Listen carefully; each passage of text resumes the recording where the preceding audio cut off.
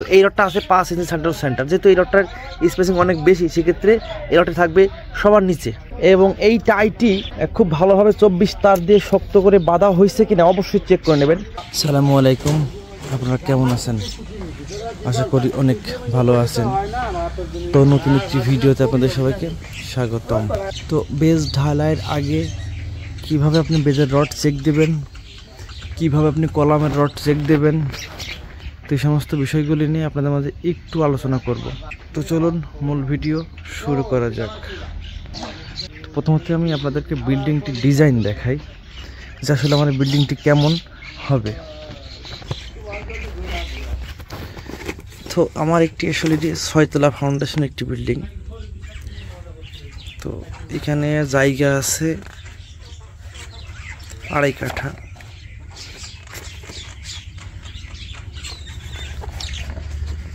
তো এটা আমার গ্রাউন্ড ফ্লোর। তো গ্রাউন্ড ফ্লোরে একটি ইউনিট আছে আর বাদ বাকি পার্কিং আছে।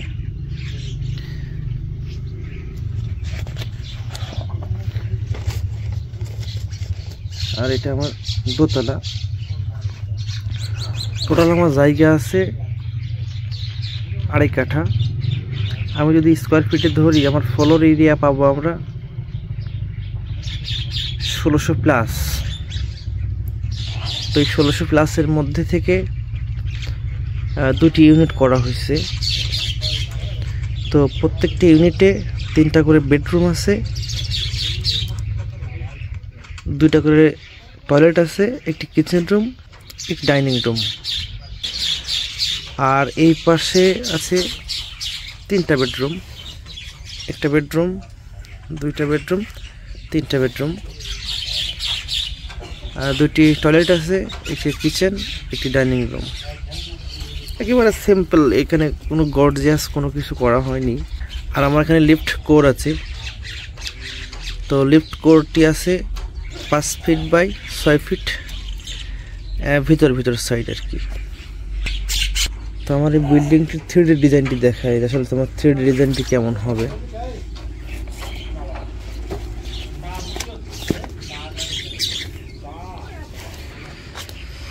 তো এইটা আমার বিল্ডিংটি কমপ্লিট হইলে বিষয়টা এমন দেখাবে। এটা একটি পার্ট, এটা সামনে ফ্রন্ট পার্ট একেবারে।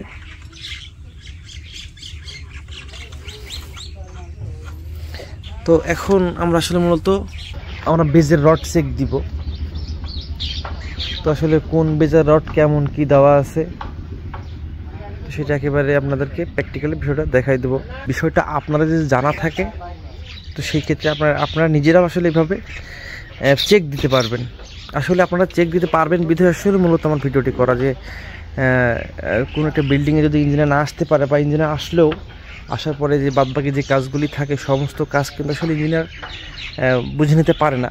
তো মালিক যদি এই কাজগুলি বুঝে নেয়, তাহলে আমরা মনে হয় মালিকের যে কাজগুলি বা মিস্ত্রি যে কাজগুলি করেছে, তো যদি মালিক সেই কাজগুলি বুঝে নেয়, তাহলে আমার মনে হয় কাজের গুণগত মান বা কাজের কোয়ালিটি অনেকাংশে ভালো হওয়ার সম্ভাবনা আছে।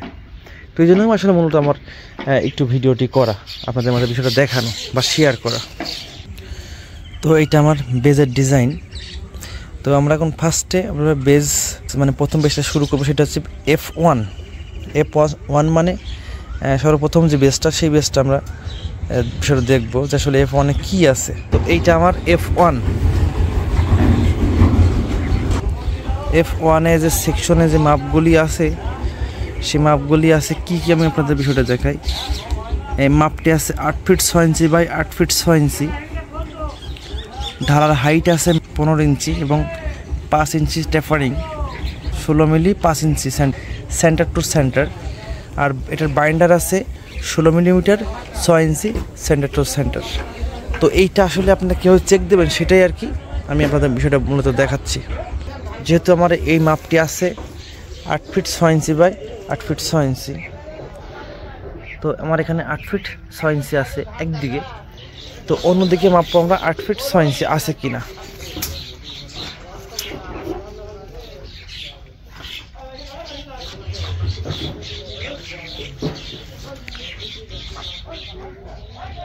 যেটা হ্যাঁ, এদিকে আমার 8 ফিট 6 ইঞ্চি আছে। অবশ্যই আপনারা এভাবে মাপ দিয়ে নেবেন যে আসলে 8 ফিট 6 ইঞ্চি আছে কিনা।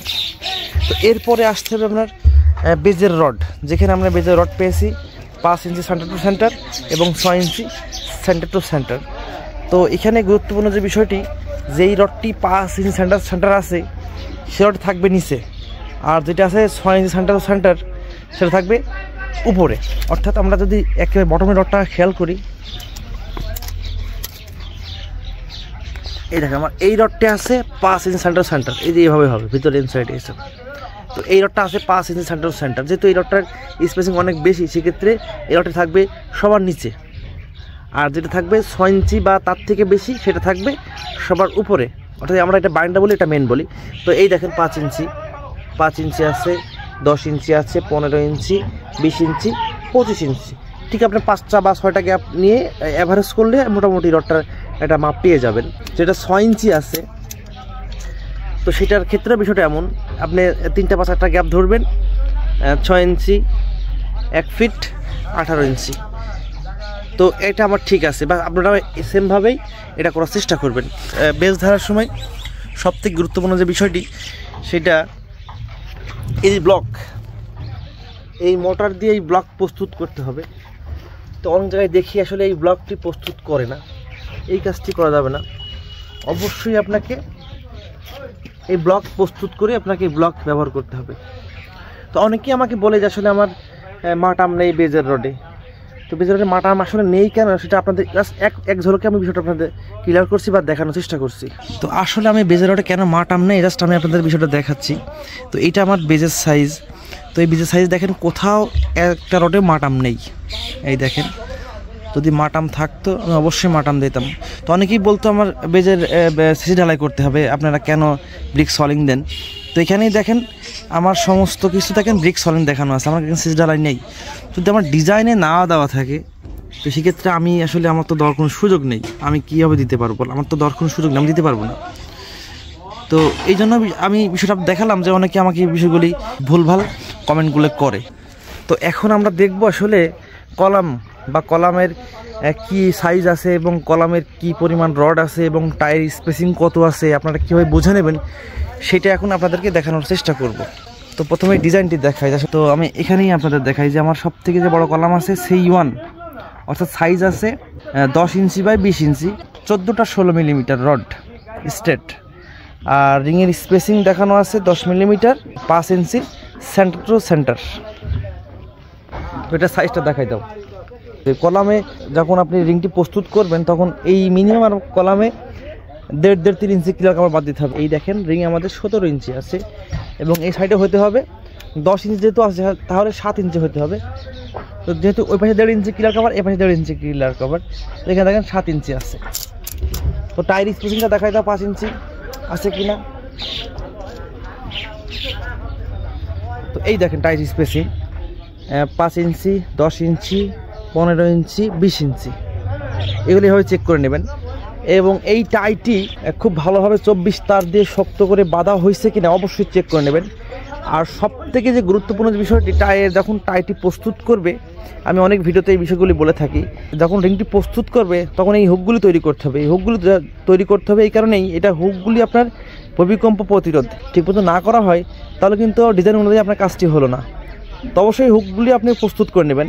আর এই হুকটির লেন্থ হবে 3 ইঞ্চি, আর এই হুকটি যখন বাঁকায় দেবে 135 ডিগ্রি বাঁকায় ভিতর থেকে দিয়ে দিতে হবে।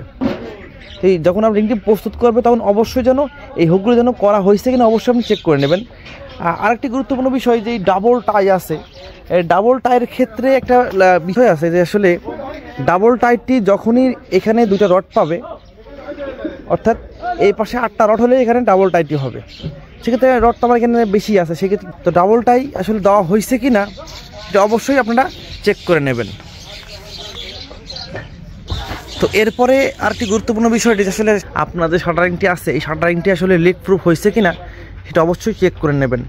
যদি লিক প্রুফ না হয় তাহলে কিন্তু ঢালাইয়ের যে সিমেন্ট পানি যে একটা মশলা তৈরি হয়, সেটা কিন্তু আসলে এই যদি লিক প্রুফ না হয় সেটাতে কিন্তু বেরোয় যাওয়ার সম্ভাবনা আছে। তো এই জন্য অবশ্যই লক্ষ্য রাখবেন যখন আপনার এই শাটারিংটি বা ঢালাইটি করবেন, তখন কিন্তু এই বিষয়গুলো অবশ্যই লক্ষ্য রাখবেন। আমার এই কাজগুলি আপনার কাছে কেমন লেগেছে অবশ্যই কমেন্ট করে জানাবেন।